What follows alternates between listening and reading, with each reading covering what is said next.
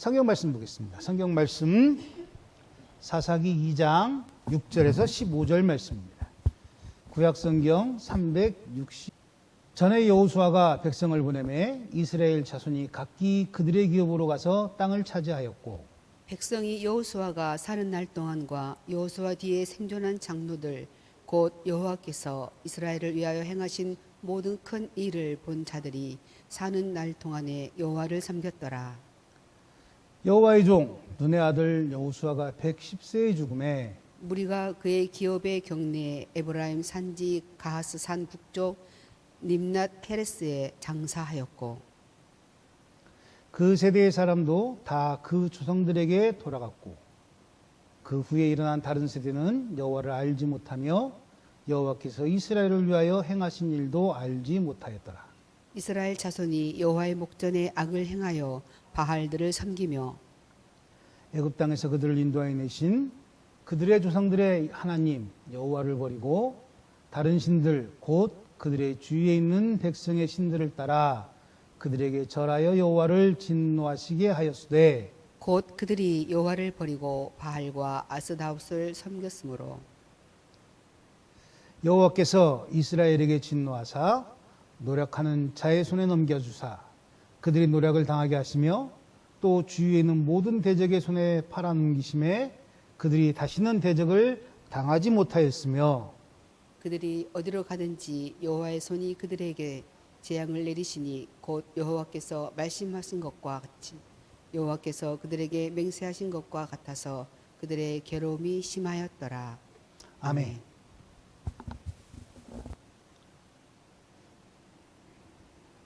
영상 하나 보시겠습니다.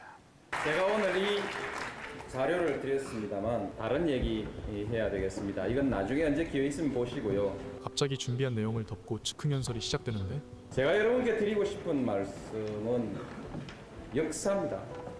우리의 역사 속에서 정의의 깃발을 들었던 사람들 중에서 승리하고 그 승리의 결과를 자손들에게까지 물려준 역사가 있습니까?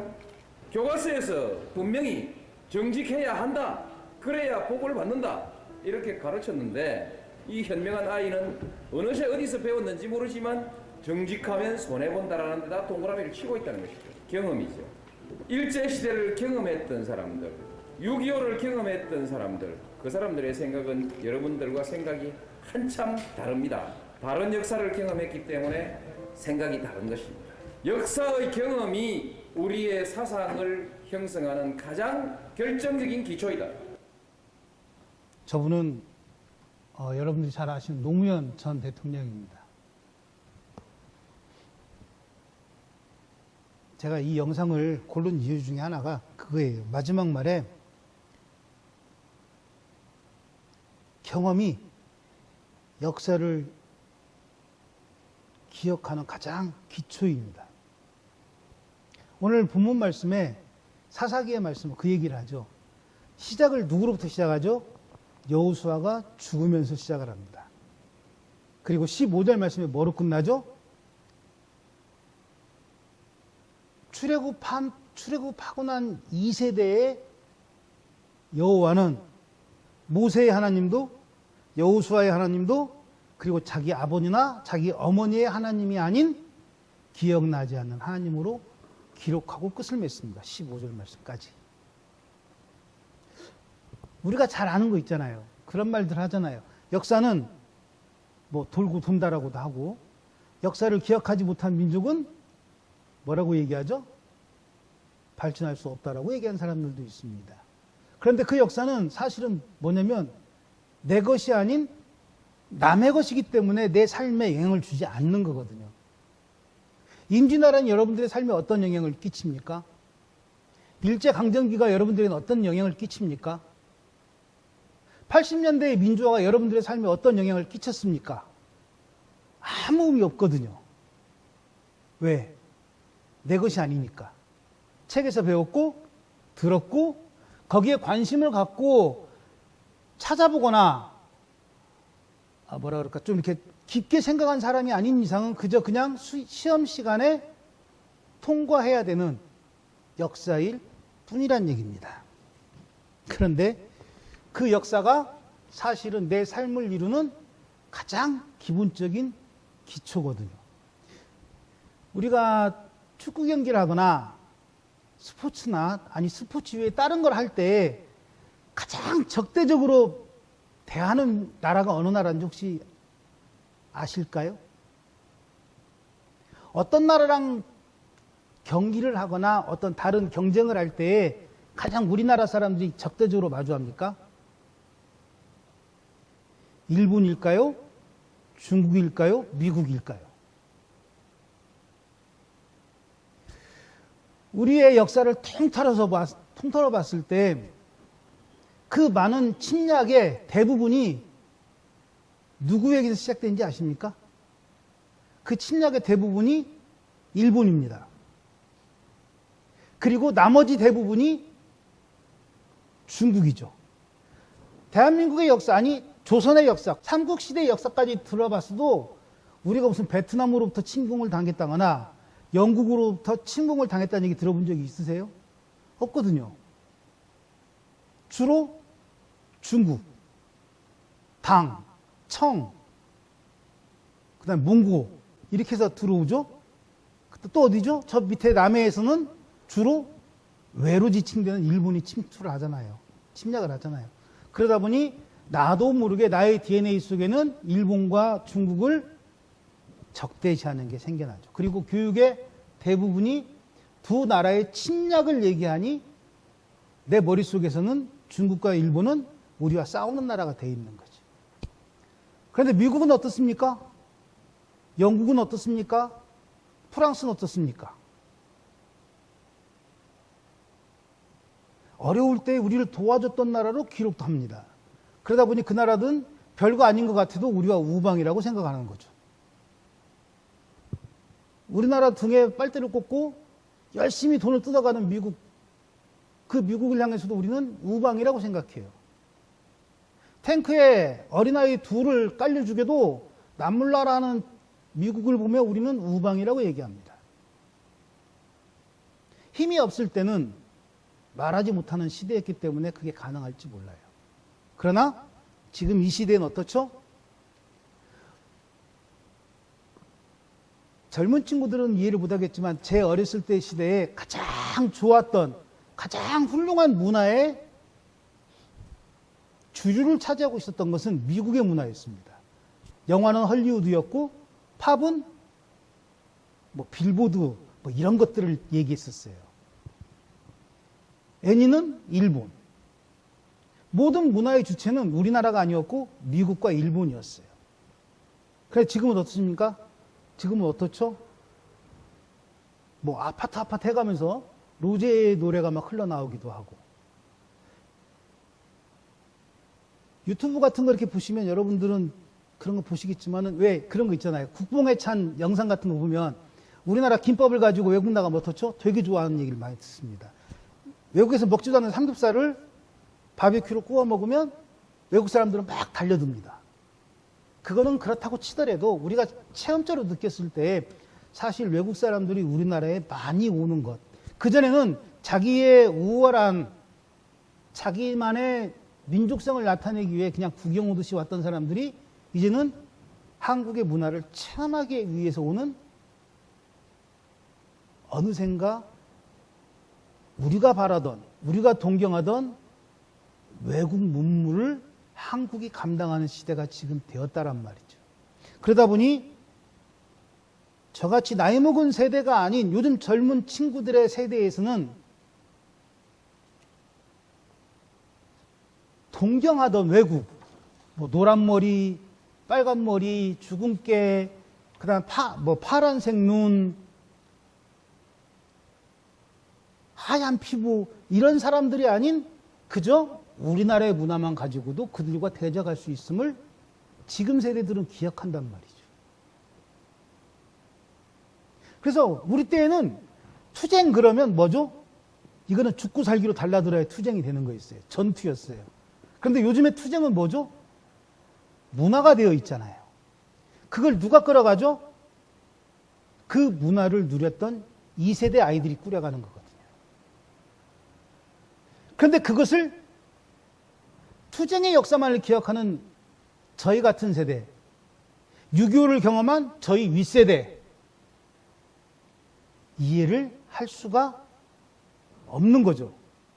그러다 보니 세대 단절이 일어나는 거예요. 세대 단절이. 그래서 우리가 흔히 하는 말로 젊은 것들은 아유 나이 먹은 이렇게 얘기하는 거예요. 그런데 오늘 성경 본문에 제가 지금 드리고 싶은 말씀은 그 얘기가 아니라 오늘 성경 본문대로 돌아가서 오늘 성경 본문 6절 말씀입니다. 전에 여호수아가 백성을 보내매 이스라엘 자손이 각기 그들의 기업으로 가서 땅을 차지하였고, 그러니까 지금 본문 말씀에 나오는 이스라엘 민족의 부귀영화, 이스라엘 민족의 가나안 땅에서의 생활은 누구로 인해서 시작됐죠? 6절 말씀에 의하면 여호수아가 분배해준 부분부터 시작되는 거예요. 그런데 그 여호수아는 누구에게로부터 가나안 땅을 들어갈 수 있는 지도권을 받게 되죠? 모세로부터 받습니다. 그럼 이 모세는 가나안 땅을 누구로부터 허락받습니까? 바로 왕입니까? 아니면 12장로입니까? 아니면 모세의 형입니까? 누구 때문에 받는 거죠? 하나님으로부터 받는 거잖아요. 제 얘기가 어려우세요? 지금 현재 누리고 있는 모든 이스라엘 사람들의, 그러니까 여호수아가 볼 때 이스라엘 자손들의 그 삶의 모든 터전은 누구에게서 시작됐다? 하나님으로부터 시작됐다. 그런데 10절 말씀에 보시면, 그러나 그 땅에 살고 있는 이스라엘 사람들은 어떻게 해요? 그 땅에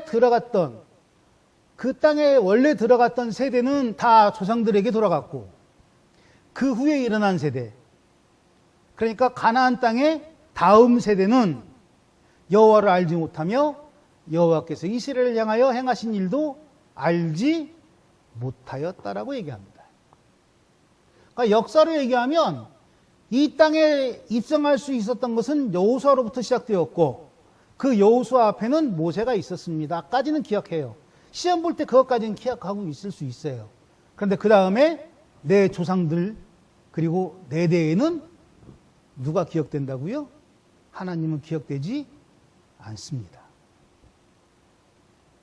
이게 이스라엘 민족의 비극의 시작이 되는 거예요. 잘 생각해 보세요. 하나님은 이 시작을 없애시기 위해 어떻게 했죠? 이스라엘 사람들을 40년 동안 광야에서 체험케 하셨어요. 누구와 함께? 하나님의 말을 먼저 들었던 모세와 함께, 그리고 그 모세와 함께 나아가는 여호수아와 함께 많은 전투와 많은 어려움 속에서 하나님을 만났던 그 체험들을 광야의 1세대들은 기억합니다. 그러나 그들은 가나안 땅에 다 들어가지 못하죠. 왜? 모세와 마찬가지로 하나님 앞에 범죄하였기 때문에. 여러분들 헷갈리시면 안 돼요. 지금 가나안 땅에서 오늘 본 성경 본문 말씀, 사사기에 기록된 성경 본문 말씀의 세대는 몇 세대일 것 같아요? 그러면 출애굽함으로부터 2세대일까요? 3세대일까요? 몇 세대일까요? 출애굽했던 세대가 1세대예요. 가나안 땅 앞에 두고 모세와 함께 다 사라졌던 세대가 바로 출애굽한 광야의 1세대입니다. 그럼 가나안 땅에 들어간 세대는 어떤 세대예요? 그 출애굽할 때에 하나님께 대적하고 하나님과 함께 나아가지 못했던 아버지와 어머니를 둔 2세대가 가나안 땅에 들어간 거예요. 누구와 함께? 여호수아와 함께. 그런데 이 여호수아와 함께 가나안 땅에 들어갔던 2세대는 어떤 사람들이죠? 무슨 체험을 한 사람들이죠? 하나님의 신비로운 체험도 했지만 저녁에 천막에 들어가서 자기 어머니와 아버지와 하나님에 대한 대적하는, 하나님께 가지고 있는 불평, 불만을 들었던 2세대일 수밖에 없었다라는 얘기예요. 그 2세대가 가나안 땅에 들어가서 3세대에게 뭘 가르칠 수 있었을까요? 그 다음 아이들에게 하나님은 구름 기둥, 불 기둥을 이용하셔서 우리를 인도하셨고, 많은 전투에서 우리를 막 대성케 하시고 우리가 날마다 하나님의 이름을 부르짖으며 나가게 하셨어 라고 얘기를 했을까요? 아니면 광야에서 하나님께 대적했던 자기 아버지 어머니와 같은 이야기를 했을까요? 그 처절함이 지금 10절 말씀에 기록하고 있는 거예요. 뭐라고요? 그 후에 일어난 조상에게로 돌아간 세대 다음에 일어난 다른 세대는 여호와를 알지도 못했고 하나님이 이스라엘을 향하여 행하셨던 그 많은 일들을 어떻게 해요? 알지도 못했다라고 성경은 기록합니다. 착각하지 마세요.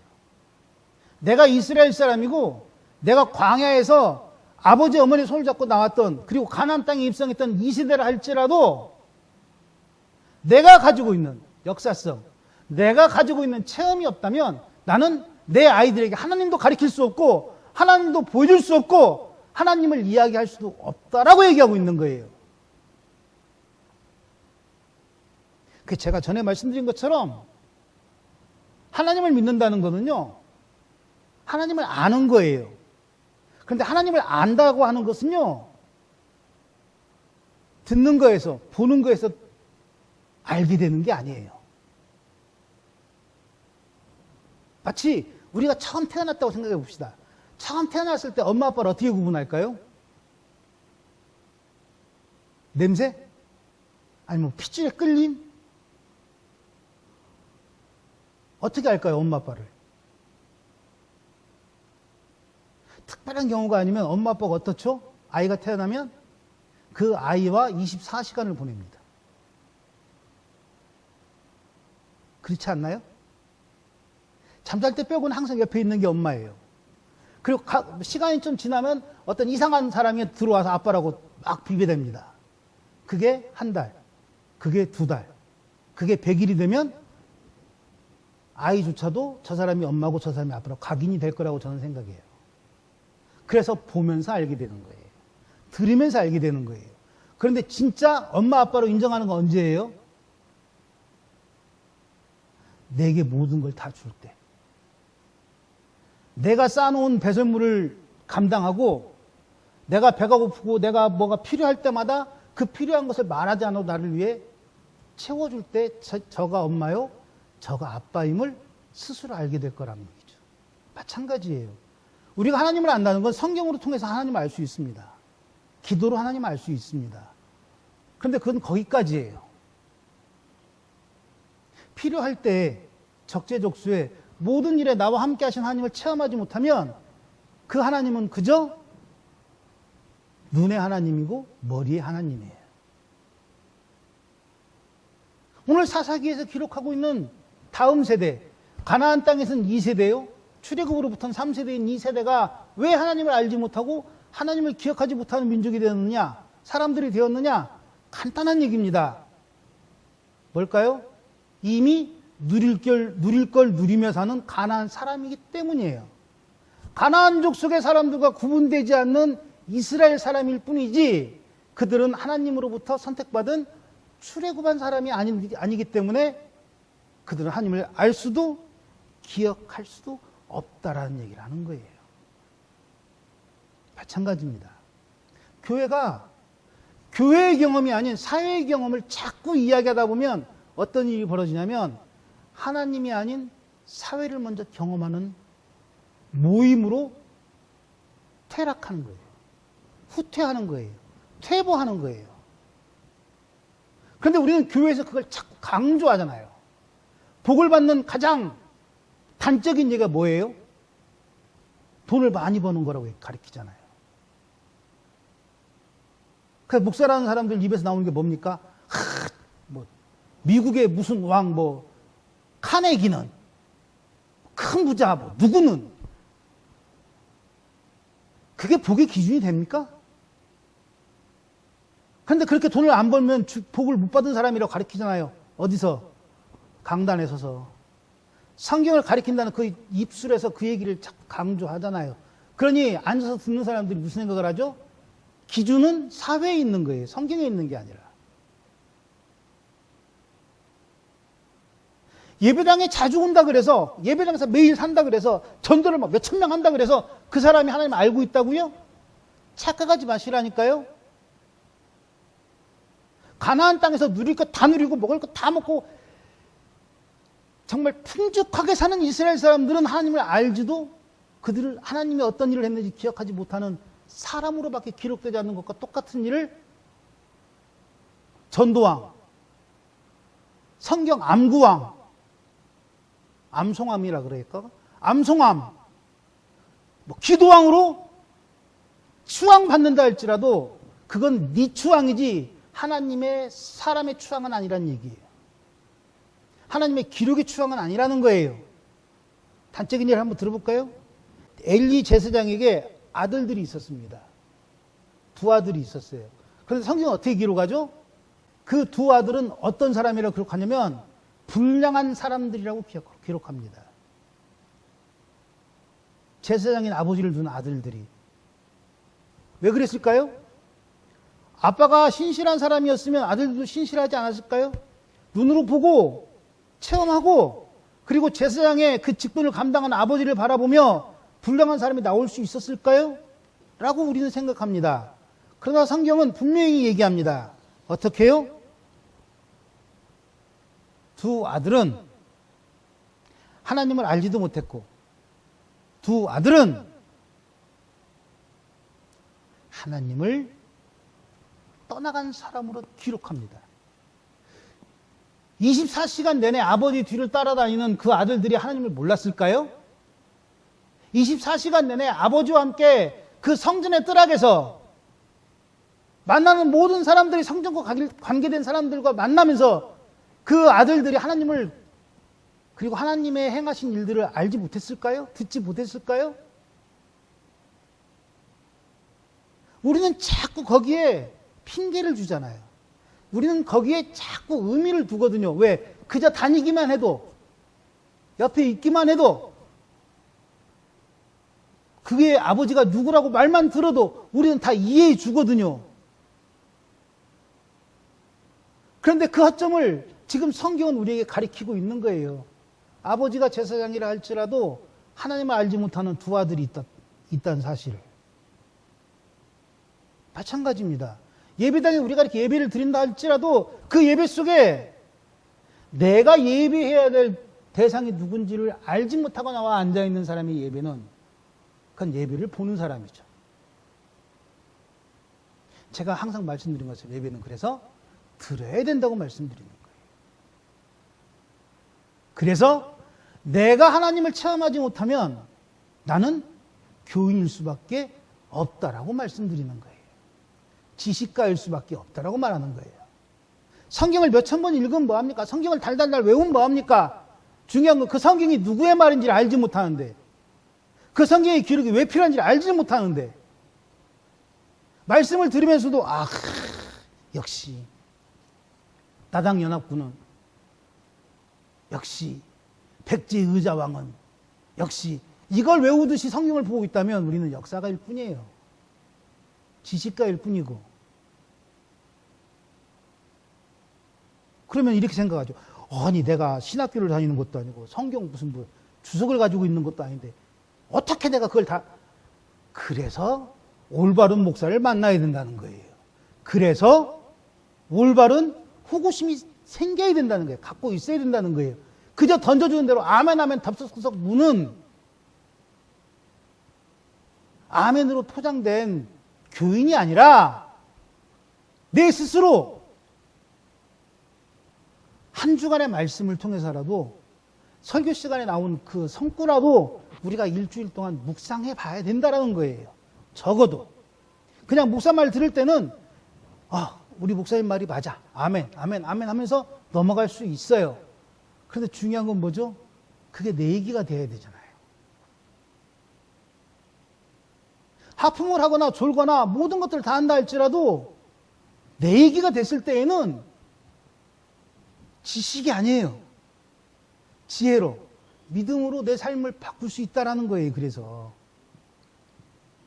그냥 주일날 30분 설교 시간 그냥 힘들어도 막 내려온 눈꺼풀을 막 꼬집어가면서 막 예배를 드리는 그 설교를 듣는 것이 예배 전체가 아니고 단 한마디를 듣더라도 저 말이 내게 왜 필요한지를 자꾸 탐구해야 된다는 거예요. 오늘 6절에서 15절 말씀 우리가 참 곰곰이 생각해 보세요. 내게 해당되는 얘기가 있습니까? 하나도 없잖아요. 그런데 왜 목사가 막 이 목에 막 핏대를 세우면서 막 이렇게 막 시끄럽게 떠들겠습니까?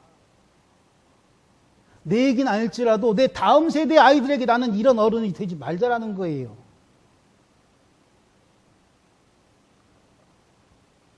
내 얘기는 아니더라도 내 다음 세대의 아이들에게 이런 어른으로 기록되지 말자라는 거예요. 내가 하나님을 알지 못하는데, 내가 하나님을 기억하지 못하는데, 하나님이 나와 함께 하신 일을 체험하지 못했는데 내 아이에게 무슨 하나님을 이야기할 것이며 내 아이들에게 하나님이 나와 어떻게 역사하시는지 소개할 수 있겠냐고요. 디모데 후서 3장 5절에 그렇게 얘기합니다. 경건은 어떻게 해요? 모양으로 있는 게 아닙니다. 경건의 모양은 있으나 경건의 능력을 어떻게 부인하니, 모양만 갖추고 능력을 부인하는 자들에게서 어떻게 하라고요? 너는 돌아서라고 말씀하십니다. 누가요? 사도. 지식은 가득 차 있으나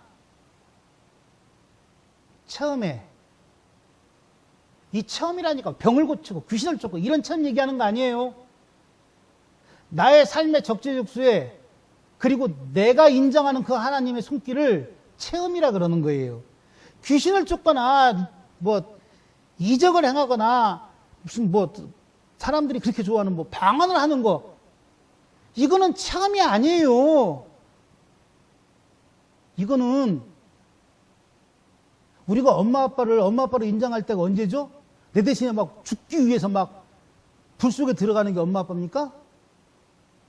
나를 구하기 위해서 막 개와 막 싸움하고 막 여기저기 막 물어 뜯겨가지고 막 피해 철철 날 때 그때가 엄마 아빠입니까? 엄마 아빠는 언제 체험해요? 평상시에 하잖아요. 내가 먹고 싶을 때 먹여주고, 내가 추울 때 따뜻하게 해주고, 더울 때 시원하게 해주고, 그리고 언제 어디서나 내게 힘이 될 때 엄마 아빠로 인정하잖아요. 이게 체험이라니까요, 이게. 그런데 우리는 그 체험은 체험이라고 생각 안 해요. 왜? 당연한 거로. 마치 공기가 있어서 숨을 쉬는데도 공기를 인정하지 않는 사람들과 똑같이. 공기 다음의 것을 원하죠. 그리고 자꾸 다른 걸 요구하니까 어떻게 돼요? 점점 내 몸이 신비주의에 빠지는 거예요. 그러니까 좀 막 기억해야 돼요. 구분할 줄 알아야 돼요, 용어를. 제가 체험이라고 말하는 것은 지금 얘기하는 그런 신비가 아니에요. 체험은 체험입니다. 내가 숨을 쉴 수 있는 공기를, 뭐라 그러죠? 공기를 보지는 못하지만 알고 있는 것처럼, 그 속에 산소가 있는지 이산화탄소가 있는지 우리는 분자로, 나노로 알지 못한다 할지라도 숨을 쉬기 때문에 우리 지구에는 공기가 있다라고 인정하는 것처럼, 이게 체험이라니까요. 이게 막 죽었다 깨어나고 지옥 갔다 왔고 천국 갔다 오고, 이게 체험이 아니라, 이 체험을 무시하다 보니 자꾸 다른 더 큰 거를 요구하는 거예요. 그러다 보니 예배의 체험이 없으니 경건의 모양만 갖추는 거예요. 경건의 모양만 갖추니 무슨 일을 벌이죠? 경건의 능력을 배제하는 거예요. 왜? 경건의 능력은 어디에 시작하니까? 경건의 체험에서 나오거든요. 디모데후서의 말씀이 되게 어려운 게 아니라 되게 쉬운 거예요. 지구에서 아무것도 장비를 갖추지 않고 숨을 쉬는 것과, 지구에서 우주에 나갈 때 쓰는 그 우주인복을 입고 지구의 공기를 체험하는 것의 차이는 무엇일까요? 좀 어려우신가요? 다시 설명해 드릴게요. 공기를 체험하는데, 산소를 체험하는데, 지구에서 아무것도 없이 지금 저처럼 아무 무장 없이 그냥 산소를 체험하는 것과, 지구에 있으면서도 우주에 나가서나 쓸 법한 그 우주의 그 장비들을 다 갖추고 산소를 체험하는 것. 둘 다 산소를 체험하는 건 맞아요. 그렇죠? 근데 어떤 차이가 있을 것 같아요? 하나는 있는 걸 누리는 것과 하나는 있지도 않는 것을 부담 가지며 누리는 사람의 차이일 뿐이에요. 왜? 우주인복을 입은 사람이 사람이 아니라 우주인이라면 가능할지 모르겠지만 사람이라면 그는 불필요한 옷을 입고 불필요한 산소를 흡입하는 것과 마찬가지잖아요. 근데 믿음을 우리는 그렇게 얘기할 때가 있다니까요. 그냥 숨만 쉬면 되는데 그 숨 쉬는 거에다 막 뭐 우주복도 입어야 되고 산소통도 매야 되고 막 헬멧도 써야 돼. 이렇게 가르쳐 준단 말이에요. 무엇으로? 경건의 모양으로. 숨을 쉬는 게 경건의 능력이라면 그 경건의 능력을 넌 갖추기 위해서 우주복을 입어야 돼. 어디에서? 지구에서. 너는 산소통을 매야 돼. 어디에서? 지구에서. 너는 우주 헬멧도 써야 돼. 어디에서? 지구에서. 왜? 지구라고 하는 경건의 능력을 체험해보지 못했기 때문에. 그런데 그 우주복을 입은 사람들이 내 옆에 또 있고 또 있고 또 있다 보니 우주복을 입은 사람들만 체험하는 것처럼 착각하는 그 말장난을 지금 정광훈이라는 놈이 하고 있고 소년보라는 놈이 하고 있는 거예요. 이만이라는 놈이 갖고 놀고 있고 아니라는 거예요. 믿음은 지금 여러분들로부터 시작하는 겁니다. 광화문에서 여의도에서 태극기 흔들고 성주기 흔들어서 시작되는 게 아니라 믿음은 지금 예배 드리는 나로 인해 시작되는 거예요. 하나님은 성조기를 흔들고 일장기를 흔드는 것처럼 우리와 전혀 다른 역사를 체험한 인간들에게서 시작되는 게 아니라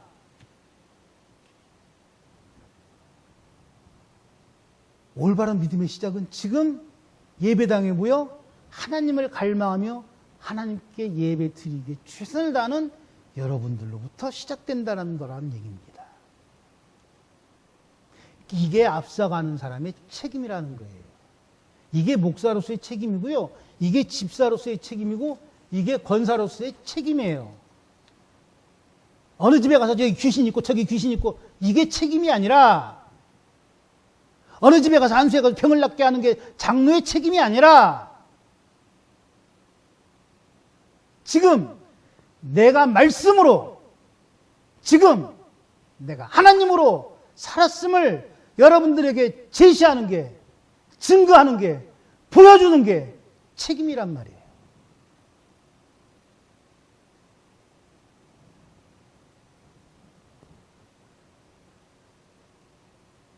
사람을 모으고 그 사람들의 모인 것을 권력으로 유지하려는 게 책임이 아니라 나의 바르지 못한 믿음을 향해 바라보고 따라오려는 성도들을 위해 내가 다시금 말씀 앞에 무릎 꿇고 내가 다시금 성령의 그 지혜로우심에 성령의 인도하심에 나의 머리를 조아리며 나의 삶에 영위하셨던 그 하나님께 나를 내려놓는 것이 목사의 책임이란 말이에요. 찬란한 말씀으로 사람에게 사기치는 게 책임이 아니라 기억하십시오. 여러분들에게는 먼저 믿은 자의 책임이 있습니다. 왠지 아십니까? 여러분들은 출애굽하셨거든요. 여러분들은 어쨌거나 홍해를 건너셨어요. 여러분들은 어쨌거나 마라의 쓴물을 단물로 만드신 하나님을 바라봤어요. 여러분들은 어쨌거나 그 광야에서 뱀에 물려 죽어가는 그 상황에서도 하나님이 주신 그 노뱀을 바라보며 살아난 체험들이 있잖아요. 그럼 그 체험을 누구에게 이야기해야 합니까? 뭐 내 자식들에게? 그 다음 뭐 손자들에게? 물론 책임입니다. 그러나 내 뒤를 따라 다시금 나와 같이 홍해를 건너갈 사람들에게 홍해를 먼저 건너간 사람의 모습을 보여주는 게 여러분들의 책임이란 말이에요. 가나안 땅에 들어가는 게 끝이 아니라 가나안 땅에 들어가서 내가 어떻게 하나님과 다시 관계를 맺고 하나님의 말씀에 나의 삶이 풍성해지는지를 소개해야 될 책임이 여러분들에게 있다라는 거예요. 우리 뭐라 그러죠? 톡 까놓고 얘기한다 그러나? 아니면 뭐 이렇게 그냥 정확히 얘기해 볼까요? 여러분 천국 가보신 적 있으세요? 천국 없으시죠? 저도 없어요. 저도 안 가봤어요, 아직. 여러분들 하나님 나라에 들어가 보셨어요? 없으시죠? 아, 저도 안 가봤어요. 그런데 왜 목사가 막 돼가지고 막 하나님 나라를 얘기하고 천국을 얘기할 수 있을까요? 가봤기 때문에? 여러분들은 죽고 난 다음에 그냥 그걸로 끝이라고 생각하십니까? 아니면 영생이 있다고 생각하십니까? 어떻다고 생각하세요? 죽으면 끝입니까? 아니면 영생이 있습니까? 여기에서 영생을 자신 있게 말하지 못할 때에는 딱 한 가지예요. 깊게 생각해 보지 않았거나 체험이 없기 때문에. 아니, 확신이 없는 거예요. 나와 함께 하신 그 하나님을 체험함으로 내가 저 하나님이 예수님을 죽임으로까지 나를 하나님 나라의 사람으로 삼으셨음을 인정해 보긴 적이 없기 때문에 영생을 알지 못하는 거예요. 이게 체험의 시작이라니까요. 그러니까 어른들이 얘기합니다. 보혈의 십자가, 예수님의 보혈 막 얘기하면서 눈물 뚝뚝뚝 흘려요. 권사님들, 집사님들. 그럼 우리는 속으로 생각합니다. 예수님의 보혈이 내 삶에 무슨 의미가? 맞아요. 그렇게 시작한다니까요, 성경은. 어려운 게 아니에요. 그렇게 시작하시는 거예요. 그렇게 시작하셔야만 우리가 하나님을 섬길 수 있는 그 시작점을 찾을 수 있어요. 성경 오늘 본문 말씀 7절을 보시면 이렇게 얘기합니다. 백성이 여호수아가 사는 날 동안과 여호수아 뒤에 생존한 장로들 곧 여호와께서 이스라엘을 위하여 행하신 모든 큰 일을 본 자들이 사는 날 동안에 어떻게 여호와를 섬겼다고 얘기합니다. 저 이야기는 누구 관점이에요? 가나안 땅에 들어간 2세대, 광야 생활을 한 3세대의 얘기예요. 광야 시대로부터 시작했으면. 하나님을 기억한 날이 언제까지라고요? 성경대로 얘기하세요. 하나님이 함께 하셨던 여호수아가 죽는 날, 그리고 그 여호수아와 함께 했던 장로들이 다 사라질 때까지만 가나안 땅에 들어간 세대들은, 가나안 땅에서 태어난 세대들은 하나님을 기억했다라고 성경은 이야기합니다. 오늘 본 말씀이 그래서 우리에게 중요하다라는 거예요. 당신은 여호수아의 세대까지 본 사람입니까? 아니면 여호수아와 함께했던 장로의 그 모습을 본 세대입니까? 아니면 내가 여호수아요? 내가 장로의 세대를 살기를 원하시는 분입니까? 이걸 결정하지 않으면 우리는 먼저 믿은 자의 책임을 감당하느냐, 감당하지 못하느냐의 기로에 서게 되는 거예요. 뭐 먼저 선 사람, 먼저 간 사람, 먼저 믿는 사람 이런 뭔가 되게 막 장황한 것 같죠? 아니요. 뭔가 막 큰 웅장해야 될 것 같죠? 아니요. 막 돈을 많이 벌어야 되고 무슨 막 큰 일을 해야 내가 먼저 믿은 자의 막 본을 보이는 아니라니까요. 성경은 그렇게 기록하지 않아요. 성경은 하나님과 함께 있던 여호수아냐, 아니면 그 여호수아와 함께 있던, 여호수아와 함께 가나안 땅에 들어왔던 장로냐 결정하라는 거예요. 하나님과 함께 동행했던 여호수아로 살 것인지, 아니면 그 여호수아 옆에서 같이 살아갔던 장로로 살 것인지. 이 시작이 어디에 있다고요? 체험입니다. 하나님과 함께 했던 체험. 하나님과 함께 홍해를 건넜던 체험. 하나님이 구름 기둥과 불 기둥으로 나를 인도했던 그 체험. 설령 힘들고 어렵고 많은 반역자들을 만나는 그 시기가 있다 할지라도 내가 하나님을 버리지 않았던, 내가 하나님과 함께 했던 그 체험이 내 다음 세대에게 내가 보여줘야 될, 내가 나누어 줘야 될 책임이라는 거예요. 여러분들은 어떤 책임을 갖기를 원하십니까? 지식으로만, 입술로만, 모양으로만 책임을 감당하는 모양만 있는 여호수아가 되기를 원하십니까? 아니면 모양만 있는 장로가 되기를 원하십니까? 모양도 갖추시고 능력도 갖추셔서 우리의 다음 세대, 우리의 다음 세대, 우리의 가문에 여호수아와 함께했던 장로들로, 그리고 일생에 하나님께 붙들려 있었던 믿음의 조상으로 나의 삶을 시작하는 25년도, 아니 나의 믿음을 시작하는 이 한 해를 사시는, 그리고 그것이 시작점이 되시는 저와 여러분이 되시기를 주님으로 축복합니다. 기도하겠습니다.